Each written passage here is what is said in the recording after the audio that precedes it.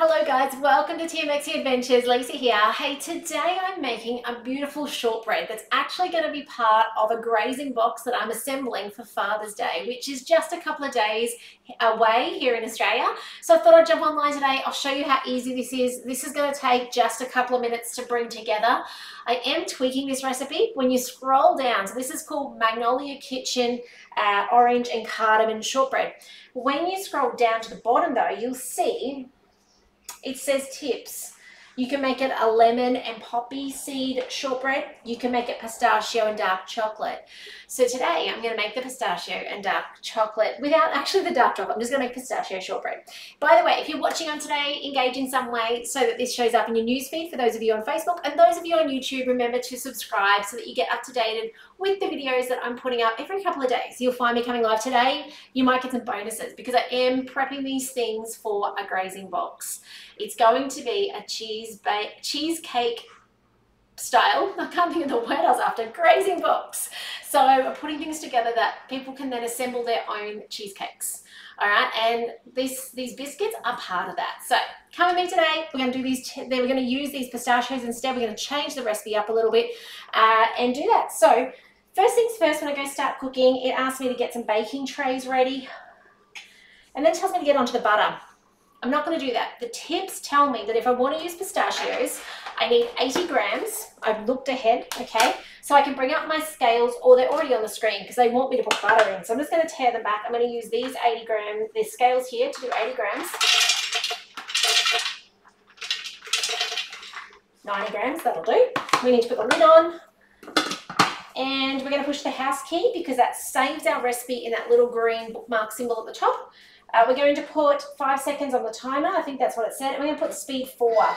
Chop them for a moment.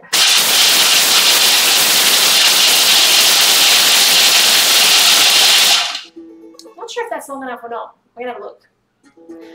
This shortbread is quite fine. You'll notice it's not your typical big, yeah, no, that's not long enough.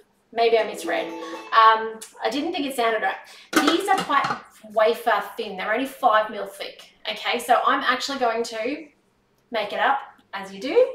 With experience, you will learn how to kind of override your Thermomix and cook with your ears a lot. I know some of you guys watching are at that stage, some of you aren't, and that's okay. That's why I'm only ever a message away, okay? I'm going to spin it up to speed 10. I'm going to give it a couple of seconds.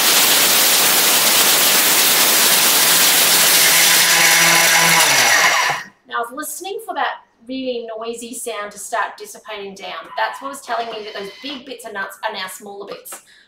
That's much better. I want crumb today. It might not be what the recipe planned for necessarily, but if I'm only going to have it 5 mil thick, if there's hunks of big stuff of the nuts in there, it's not going to allow me to slice it nicely. It's going to have those big chunks throughout the lot. It'd be different if I was making traditional shortbread that's quite high, but this recipe is 5 mil thick. So that's what I wanted, okay? And that took 4 seconds on speed. I think I only got to 9.5. That's okay. I'm just going to put that aside. And then the next thing I need to do is actually make icing sugar. The recipe calls for icing sugar. I'm not cleaning out the bowl, by the way. How good is a recipe that you can just continue on with? So we're going to see how much icing sugar is needed, and we're going to mill our own. So if I just come up to the 3 lines, I go to my recipe details, it's going to bring up that, I can scroll down and it says 70 grams. Okay, let's go back to the recipe and we're going to grab our raw sugar, okay.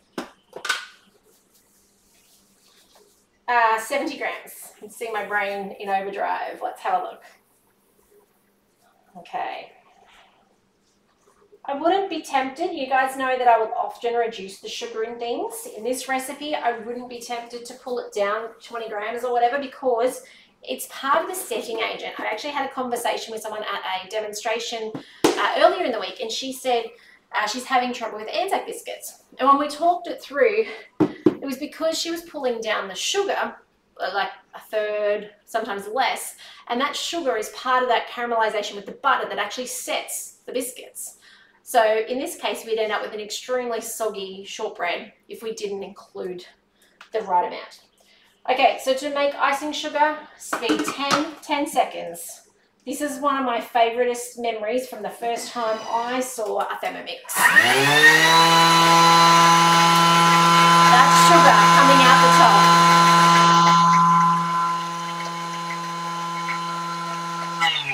So you've got the sugar plume coming out the top. It's not heat, it's not steam, it's sugar dust. If you ever do, like, so in this original recipe, it was an orange zest. I would have, if I was, oh, I'm breathing it in and I can taste it. Get your peeler and peel those couple of strips of orange peel, put it in now and mill that down at this point in time. That's how I would do that. Okay, so now what we're going to do, go back to our recipe, and this is where I'm going to shake it up a little bit. Normally it creams this butter alone and you do a lot of scrape down steps. I've already got icing sugar in there, so I'm going to cross my fingers that this works. I'm fairly certain it will. I'm going to put in my room, and I did room temperature the butter. I took it out ages ago and it's been sitting here, and it's a really warm day today. We're edging up to 30 degrees. Oh, that's a 500 block. Okay, let's take half it out. Excuse me while I put my fingers in and grab it out. So it's half a block, half a big block or a standard small block. I'm not sure what I was thinking today. All right, swap a piece back in. There we go. Perfect. Okie dokies. Next. All right, on with the lid. Let's mix this down. So we're going for, in essence, creaming. Remember creaming before you had the Thermomix, where you had, you know, an electric mixer or a mix master and it was beating and beating and beating. Or pre to that, do you remember the wooden spoon? Mixing with a wooden spoon. So with the Thermomix, this makes it easy. So 20 seconds, speed 4. While that's happening, the beauty of Thermomix is that's when you put things away. You clean up your kitchen. So I'll spin that up. I'm just going to wash my buttery fingers and put the butter away. Won't be a moment.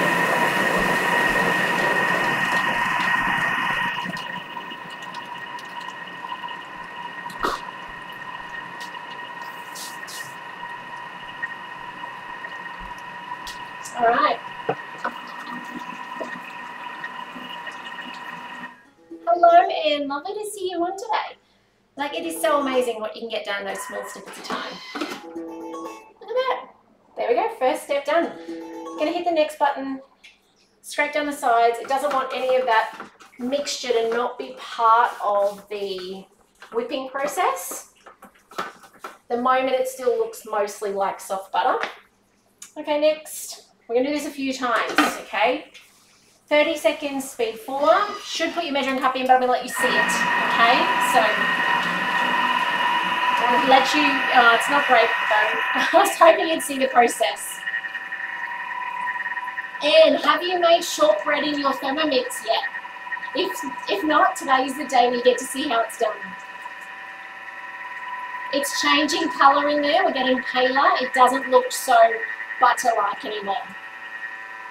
I'll show you in a second. Alright, so we had what looked like just whipped yellow butter. Now you can see the colour is changing. We are getting what's called creaming.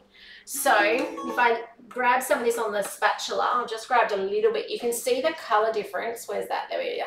Between this stuff here, which is the original yellow stuff, and your creaming stuff. Okay, so that's where the beautiful sugar is dissolving into the butter and aerating it as well. So in that goes. Let's click on next. We've got another step of this. On with the lid. Keep on going. Let's make this beautiful. Now there are plenty of shortbreads on Cookidoo to choose from. Alright, so you are not limited to this. I was looking for a thin shortbread as opposed to a traditional thick one. I was looking for something that can be like wafer biscuits, that can be broken up and put on top or put in these little triangles. That's what I'm going for, alright? It's changing colour a bit more.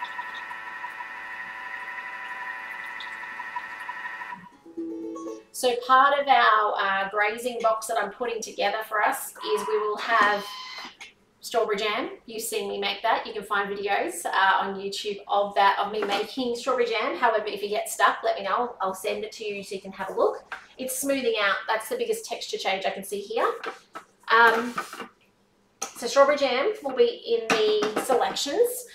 There is a chocolate sauce, which is from my Easter Grazing Box series. Okay, I did that a couple of Easters ago, where we made beautiful hot cross buns and all sorts of waffles and an Easter spice mix, and then caramel is featuring in it as well. So the caramel and chocolate are both out of my Easter Grazing Box videos. They're very much, it is all about budget friendly. So you don't have to go buy fancy chocolate or anything like that. It's all pretty much stuff you probably have already in your fridge and pantry. So there's those items. Then there's fresh fruit. So we've got blackberries and blueberries and strawberries and raspberries.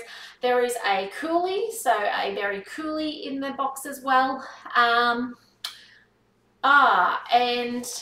I'm not going to spoil the other little thing I'm going to show you guys, hopefully this afternoon, what else is in that box.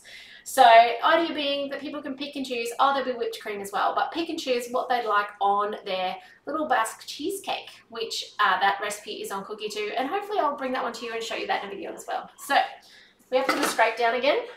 No, I have scraped it down. I forgot to spin the dial. 30 seconds speed 4. So I love the Grazing Box concept. I use my Grazing Boxes from the mix shop all the time. I love that when we go to people's homes, that's what my food goes in. It's kind of like the old-fashioned Tupperware that you know, everyone would take their party goods in Tupperware. I take mine in the Grazing Box. So whether it be carrot cake or whether it be a cob loaf with the dip and the bits around, it doesn't really matter what it is. Sliced up like loaves, like I've done banana loaves and all sorts of different loaf type things, have them sliced in there and then have the whipped butter in there. Lots of different things you can do with a Grazing Box. The Grazing Box just lifts it. It makes it look a bit fancy. So, and I really love the Grazing Boxes. That's why I put together the Easter series for you guys. Okay, add icing sugar. We're already at that point. We've already got that in there, so that's fine. It is just looking incredibly smooth. A very cheesecake texture would be actually what I'd say this is at this point. Okay, some vanilla to go in. Half a teaspoon homemade vanilla. You'll find that video as well. That was probably a little more than half a teaspoon. Some orange. Now, so I'm not doing the orange, obviously. And by the way, as I said, if you're milling your own icing sugar like I did, put it in with that sugar and mill it down. Missing the cardamom for the same reason. Insert the mixing bowl lid, 30 seconds, speed 3.5. Oh, we should be adding the pistachios, shouldn't we? Let's put that in. Forget about that. There we go.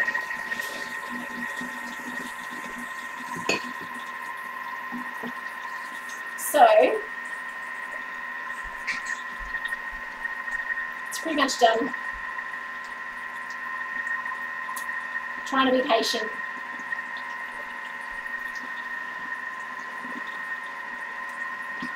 So if we go somewhere like over the years for fancy ice cream, like gelato style ice cream, my husband always picks pistachios, and that's actually why I went for the change today, because this is something that he will really enjoy. Needs a scrape down. Let's see if it tells us to do that. Yes, it does. All right, scraping it down, pushing it down into those blades, making sure none of it's left up the side. It's looking very yummy right now. Just saying. All right, next up, and it smells amazing. Like if you like pistachios, it smells amazing. All right, corn flour, 70 grams. This gives it that texture, you know, that squeaky shortbread texture. Corn flour. Always use a spoon with your corn flour. It's just so floaty that you'll end up with the whole container in there otherwise. So yeah, use a spoon. Okay, next up, I think we've got plain flour. I'm fairly certain gluten-free friends, you could use gluten-free plain flour. Okay, I'm not today, but I'm fairly certain you actually would easily swap that in without an issue. What I would do is I would go 240 grams of plain flour. And I would gluten-free plain flour, and I'd assess it, because sometimes gluten-free, like I know when I make the gnocchi with the gluten-free flour, it can be a bit drying if there's too much of it.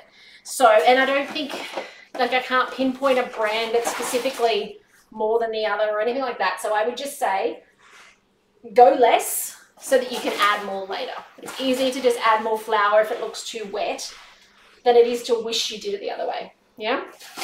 but I reckon you could. I reckon you can make this gluten-free. Okay, on with the lid and the measuring cup.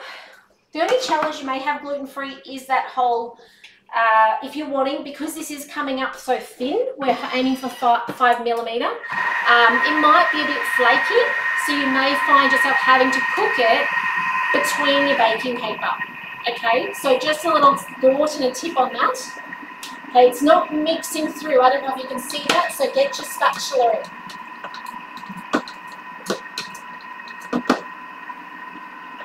So when I had a little squeeze on the top just then, I could see that it wasn't quite, that top was sitting up there still. A lot of the under was mixing, but the top was not.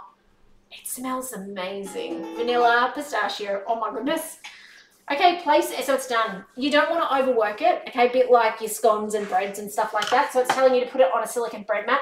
If there's any leftovers that aren't mixed through, the spatula is how you want to incorporate that into it, okay? So I'm just doing that right now. Now this is going to set, okay? So I've got back here my Thermomat from the mix shop. Now, if you want to get one of these discounted, let's do a demo. They are oven proof, and this is what will happen if it goes through an oven. Okay, so don't be surprised. It's a sign of a well-loved Thermomat that is used the way it's made to be used, but really helpful. They keep your kitchen so much cleaner because it kind of contains all that flour. Okay, hello Amy, lovely to see you on today. So I'm just going to put all this dough onto it, and then it actually goes, we push it into a square, and it's going to go in the fridge to harden back up. That butter is going to reset for 1 hour or until firm. So if you don't have a Thermomat, something like, I guess, cling wrap might do the job for you, but you really want to let this have that hour now so that that butter can become butter-like again, okay? Because at this point in time, it's not butter-like, okay? It's very soft. It's like a biscuit mix, like a really soft biscuit mix. Now, a couple of things I want to show you before you go, so don't go quite yet. Those of you on YouTube, by the way, I'm going to come back and show you the cutting and the shaping. Those of you on Facebook, check out YouTube after 7 tonight to see the techniques for this next step. But before you go, a couple of tips. So, to get the extra off the bowl, because it is a little bit of a sticky dough, it's not like bread dough, we put this back on, push the house key, we find our measuring cup, we spin it up to speed 10 for just a couple of seconds. And in that first spin, you can hear it go to the sides. And now you can scrape that out. Okay, now it said rest it for an hour. One of my things that I do just to pull myself back to a recipe, because I am easily distracted in the kitchen, well, in my home, there's so much to always do, is I use the timer feature. So up the top here, timer, and I'm going to now put that timer on for 1 hour. What that will mean, there's two things to it. Number one, yes, it'll ring at me to come back. Number two, it won't let the Thermomix shut down. So it'll hold the Thermomix awake for this hour rather than me coming back and having to turn it back on, which I appreciate that as well. Okay, so I do have some more things I want to show you. There's some more tips that come with the oven step and things like that. So those of you who are on Facebook, check out YouTube later on tonight. I do usually put a reminder up and say, hey, go see this. It's all there now. Those of you on YouTube, I'll see you back shortly because we are going to put this in the fridge for an hour, and then we're going to clean and dry the mixing bowl, and we're going to roll this out and get it ready for the oven. So thanks for joining me today, those of you who are on Facebook, and those of you on YouTube. I'll see you soon. Bye for now.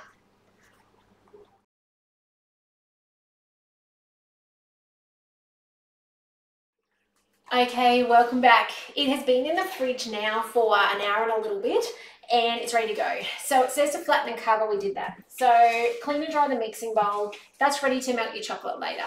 Roll out the dough between 2 sheets of baking paper into a square at least 5 millimeters thick. So back here I've got 2 sheets of baking paper. Okay, I'm going to put this, oops, drop some, onto the top sheet of baking paper. Let me just... Now, remembering as well that this is so butter-based that if it gets too warm, it's going to get soft and really hard to work with quite quickly. So you'll see at the end of getting this down flat, they actually tell you to put it back in the fridge again.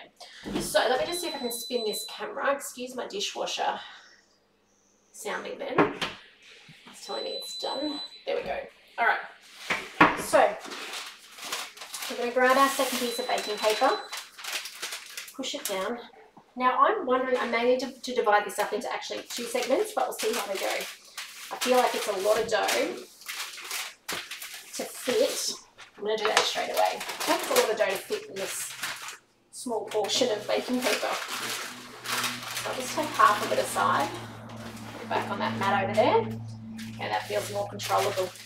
So with the rolling pin, this is a silicone one designed for fondant. And that's the edge of the chopping board. It's very forgiving though when you're working between baking paper, okay? Now I've got some tips around making square lines with it, so just keep an eye out in a second. I'm going to push this out till I'm about the thickness that I want. I'm just going to make sure I don't roll off the chopping board underneath. Let me take that bit off there. Feels amazing. It's so incredibly buttery. All right, so pushing it out till it's about that thickness that you want, knowing that this is not going to grow or rise in the oven. It's purely going to dehydrate, I guess you could say. So just pushing this out till it's fairly even. I'll pick it up in a second and show you on the main camera. Much easier to work with half the batch. Okay, I reckon I'm about 5 mil, possibly a little thinner, thick, okay?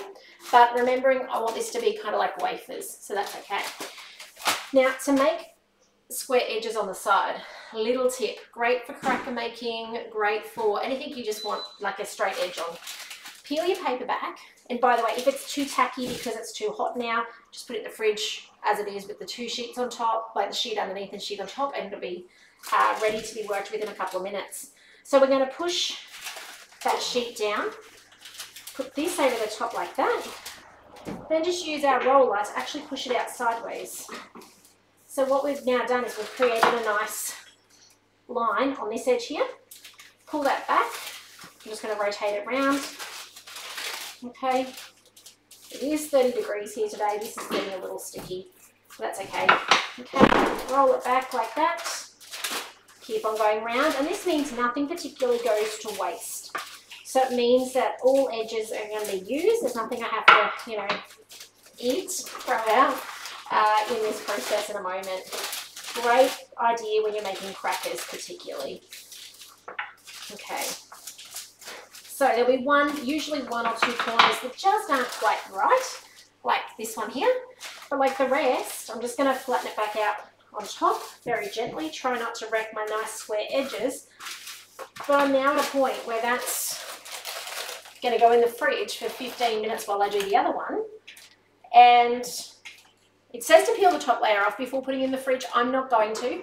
I'm going to just, it's warm. It's 30 degrees at my house. As I peel this off now, it's leaving, that's not too bad. Some of it, you can see there, wait on, there you can see where it's actually taking some of that dough off. So by putting it in the fridge, it's only going to take a couple of minutes in the fridge. I'll be able to take that top layer off. Then it says to leave it for the full 15 minutes until it is firm. Get the oven on, and I'm going to come back. I'm going to show you how to slice this then. So I will see you. I'm going to do my other half of the dough, and I'll be back in 15 and show you the next step. See you soon. Okay, it's been 15 minutes. I've got one out of the fridge. I'm not going to take the other one out straight away. As I said, it's warm. We need to now preheat the oven to 150 degrees. I've done that. And then use a ruler or a sharp knife to cut straight lines through your dough, making shortbread fingers, approximately 8 centimeters by 2.5 centimeters. Then push the dough back together, re-roll and refrigerate as necessary as you keep going. So it says about 40 biscuits. Now I'm going to actually make triangles out of mine. Okay, that's just how I want it to present.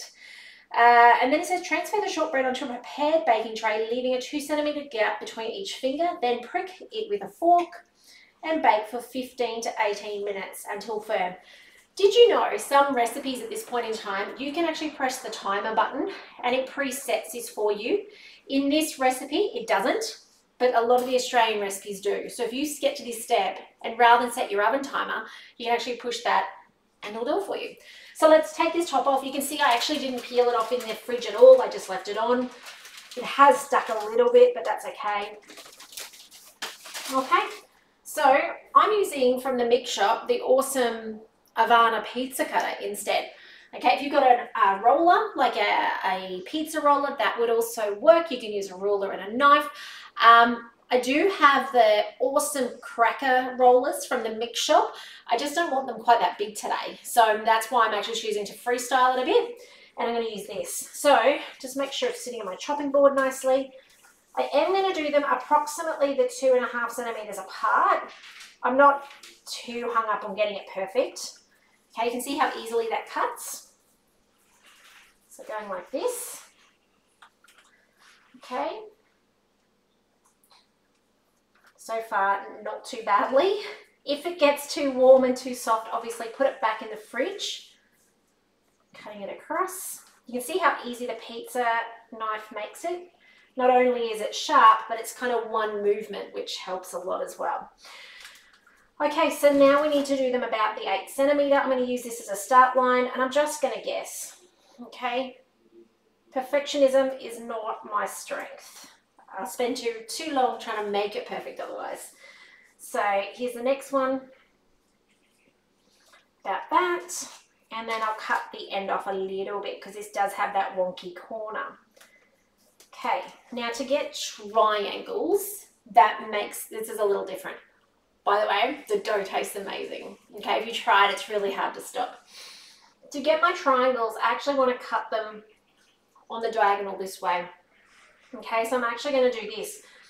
Not easy in this space. Actually, I'm going to transfer them to my rose gold and do it here. This is from the mix shop again. This is the large one. Absolutely amazing. I am using baking paper today rather than the silicone, just because the silicone were all dirty. So I could actually start up here. This isn't so bad, but I want to do this. Okay, and then I'm going to take it off. And they say to leave that gap on the rose gold tray. So where should I start? Where can you guys see? Oh, you guys can't see anyway. You'll just have to trust me. I'll just tip it upside down and knock it off, okay? If it gets too warm, then yes, you'll need to start putting them in the fridge. So lifting it up. You can see already, because it is so warm, can you see how liquidy that's getting already? Let's see if I can get it off first. Okay. So I may need to right away now put that in the fridge to then come back in. And it probably won't take the full 15 minutes we found the first time. This isn't so bad, that bit. Okay. We can cut this one at the same time on that diagonal. Okay, now, yeah, as I said, if it gets too warm, then it's time to kind of go, oh, not, too warm. And I can cut through now. And because the blade is nice and big, I can give it the big diagonal through like that. I wonder how I'll go doing this. Probably tempting fate. Okay, let's give it a go. So I'm just trying to lift them off one at a time, and the butter is melting together. I can see it. So what I'm going to do is I'm going to stop. I'm going to put this back in the fridge, and I'm going to then get it out in 5 minutes time once it's set, and I'll continue this process through. Depending on where you are, depends on whether this is an issue for you or not. As I said, nearly 30 degrees here, extremely humid, challenging, right? But once you've got them on the tray, ready to go with the gaps between them, I will be separating this one out, don't worry, in the oven for that 12 to 15 minutes at 150 degrees until firm, but not browned, then allow it to cool on the baking tray. That's important. Being that it's got the butter and the flour and not much sugar as well, it's actually like a really soft shortbread, so it's going to be flaky. It has to cool before you move it off to actually then use it. Otherwise, you'll pick it up and it'll just crumble. It is so incredibly short, like you'd expect from shortbread. But then they go on to make a white chocolate dip for the end of it. I'm not going to worry about that because there's going to be chocolate elements in the rest of the grazing platter. So I hope you've enjoyed this. Give this a go. Shortbread is amazing. Please don't buy it. You've got what it takes to make it. And you can save so much money, not to mention that you also know what's in your food when you make it yourself. But otherwise, thanks for joining me today. Remember to subscribe. Send these videos to your friends and family who have Thermomixes and need to know how easy it is to make things like shortbread with their Thermomix. But otherwise, take care, and I'll see you in the next video soon. Bye for now.